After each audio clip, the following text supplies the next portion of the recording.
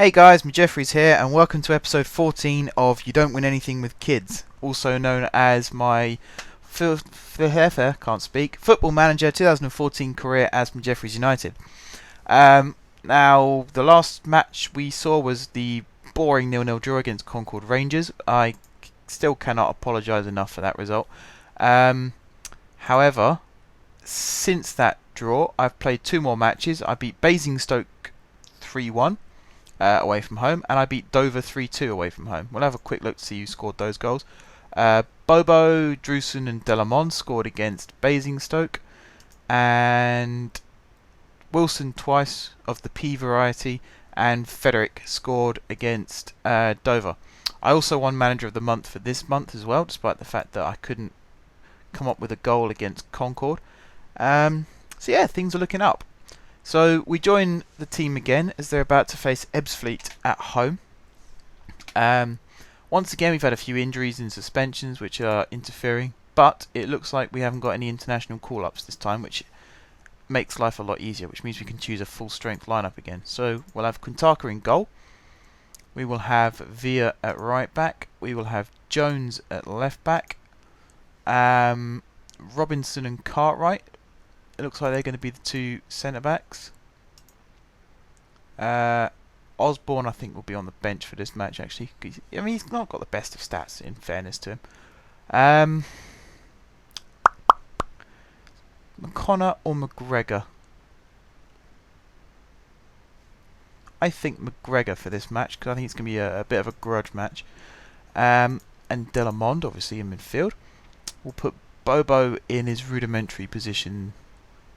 Oh, actually no, we won't put Bobo in because he's still suffering. He was out for the last week with food poisoning. So we'll have Carino in the gap.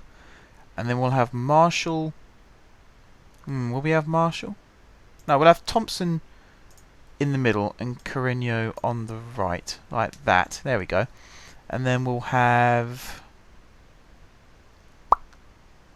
Beckhold on the left. We'll have Beckhold on the left, and then we'll have I say Keith Wilson up front. That sounds like a good team. And then on the bench we will have O'Brien, Osborne, Hogan,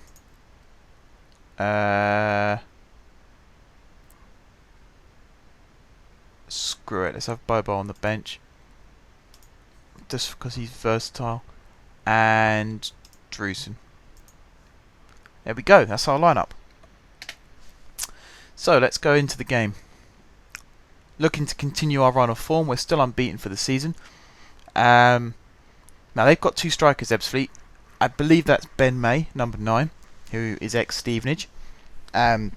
He's a bit of a cult figure, let's say. He didn't do much for Stevenage, but the fans loved him for doing nothing. I think that's a way of describing it. You'll have to ask some more Stevenage fans.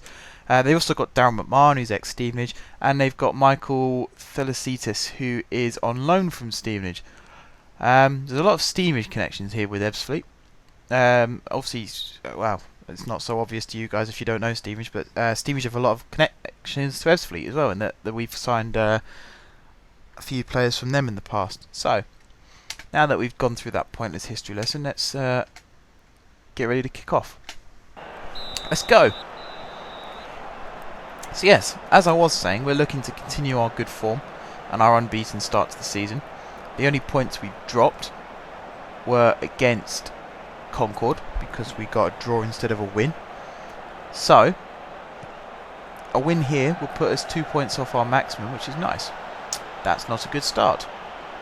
Tom Bender with the goal for Ebbsfleet after just 10 minutes.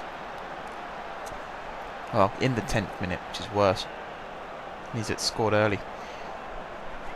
I don't think we can get caught in this match. No, it doesn't look like we can get caught by Chelmsford. But it's annoying that we're still conceding goals. I thought by now we would have learnt to not concede goals and to actually keep clean sheets. But I think Concord's the only match since the first game of the season where we've kept a clean sheet, if I remember rightly. So yeah. Bit of bouncing back to do. We managed it before. We came back from behind to beat... Who was it? Might have been... No, it wasn't Dorchester. I can't remember now. But yeah, we've done it before. We've come back from behind. We just need to get a foothold in the game and start dominating. See, Ebbsfleet have the most possession at the moment. That was a good header from Carino. It gives Delamond a chance to stretch his legs. Not so good from Thompson, giving the ball away in a stupid area there. Hopefully that doesn't come back to haunt us, although considering my defence aren't making too much of an effort to actually get back and defend, it looks like it could come back to haunt us. There's McMahon. He plays it through to Thalasitis. And Quintaka has to keep that one out. This is not good from us at all. Something's definitely not right here. We've had 3 shots and none on target. They've had 4 shots and 3 on target. So, definitely need to improve. Carino here on the counter-attack, though. That could help. You can see there Wilson is stayed up front, which is perfect. It's exactly what I wanted. So you've always got 2 men up top. Carino crosses it in to Wilson. Oh, he's hit the post. Oh, man. Okay, that's much better, though. Close to getting back into it. That's much better. We're actually... does that go down? No, it doesn't go down as a shot on target. That's quite annoying. Goes down as a woodwork shot though, and a clear-cut chance, I guess that one was. So yeah, it's an improvement. You know, we're attacking their goal. I imagine their goalkeeper is getting nervous now, and it again proves that Carino can make things happen. As can Wilson. He's just hit the post again. Oh, it's like an inch to the left, and that would have been a fantastic finish. Oh well. McGregor on the corner. He swings it in. Right over everybody's heads. I need to have a look at that actually, because nobody seems to be on far post there, that's odd to say the least. I'm looking at Jones on the player stats there on the right hand side, and Thompson now as well. They both picked up injuries, but Jones's actual match performance itself isn't brilliant, so might be looking to sub him at half time if things don't improve. Or maybe give him a few minutes in the second half just to see how it goes. That's a good shot from Thompson though, and he pulls us straight back into the game. That's a brilliant finish. Well played from Delamond as well, just to hold the ball up. Pick him out in space there. First touch out of his feet there to get away from the defender, and then the second touch to put it over the keeper. That's a really, really well taken goal there from David Thompson. Pulls us back into it just before half time, which means the momentum is on our side, which is brilliant. You could almost say that half time's come at the wrong time for us. So yeah, half time, and it's 1-1. I'm looking at Jones, and it doesn't really look like he's going to recover from that injury or his slump in form in this match. So I think Hogan is going to come on for the second half, and we'll move Cartwright out onto the left hand side like that. There we go. Right, second half.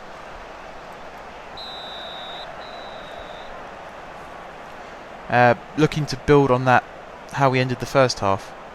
We've only had 1 shot on target, which, considering we've had 8 shots in total and only 1 of them's been on target, it's not very good really. 7 shots that are missing the goal. Definitely need to bring... I think we need to bring Carino more into the game in an attacking sense. He's not having the best of times out there. Neither's Wilson, in fairness. Wilson's 5.5 rating. I'm trying to think what changes I can make actually. Might bring Thompson off and stick Bobo on, and just see if that opens the pitch up for Wilson a bit more, because they sort of work together quite well. So yeah, I think I'll do that, because Thompson, he's suffering from his injury as well. So at least Bobo, he had food poisoning last week. He was out for 3 to 5 days, so he's sort of getting back into full training now. So bringing him on for 20 odd minutes shouldn't be too much of a big deal. Yeah, just gives him a bit of a run around. It might help the team out as well. He's picked the ball up there. Plays it through for Wilson. Good save by the keeper, but already, I mean, Bobo's been on the pitch for how long? A few seconds, if that, and he's already set Wilson through once. If you keep setting Wilson up, eventually he'll take chances. You know, he's scored a few goals for us already this season, so yeah, it's just a case of you keep setting him up and eventually he'll put one away. And here's Bobo on the break again. Well played in by Wilson, and he's played a good reverse ball there to Carreño, who's stuck it in the middle, and there's Wilson's goal. Just as I said, you keep playing it into him and eventually he'll score. And again, bringing on Bobo has opened that space up for Carreño. And it was just a matter of time before he got a decent cross in. You probably could argue there that the keeper should have done better with that one, but I'm not going to argue that because it means I've scored. So that was a really good ball from Bobo to pick out Carreño's run there, and to pick out Wilson there. That's poor goalkeeping, really. He should definitely have kept that one out. But like I said, I'm not complaining. Right, Wilson's match rating has shot up because of that goal, which is fantastic, because it gives him more confidence. In some ways, the defence might start watching him a bit more, and it might free up space for the three midfielders behind him. So yeah, it's sort of the game's in my hands now. Turn the tables on Ebbsfleet. They're looking a bit lost. I'm not sure how many shots they've had in this second half, but we've definitely turned possession over as well. We've got more possession than them now, whereas in the first half they seem to have the majority of it. That's a really good challenge from McGregor, and if Beckhold gets his head up, you'll see two men in the middle. He probably should have played them in earlier. That's not the best cross from Beckhold, but Wilson seems to have made the most of it, and actually, yeah. No. The linesman, I think, has got his flag up for that. Yeah. I had a feeling that Wilson might have pushed the keeper out of the way.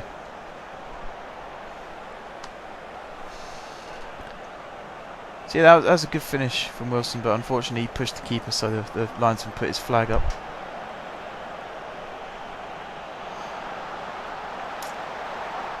Could this be Wilson's second goal? No, it can't, because the keeper saves it.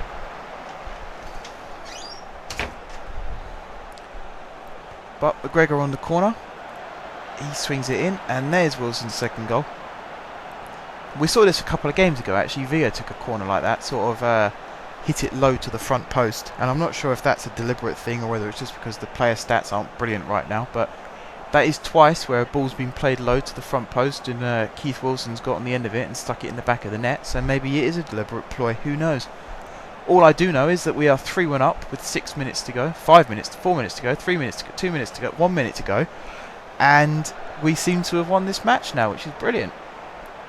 We're 1-0 down in the first 10 minutes, and maybe things weren't entirely bleak, but they weren't exactly promising either.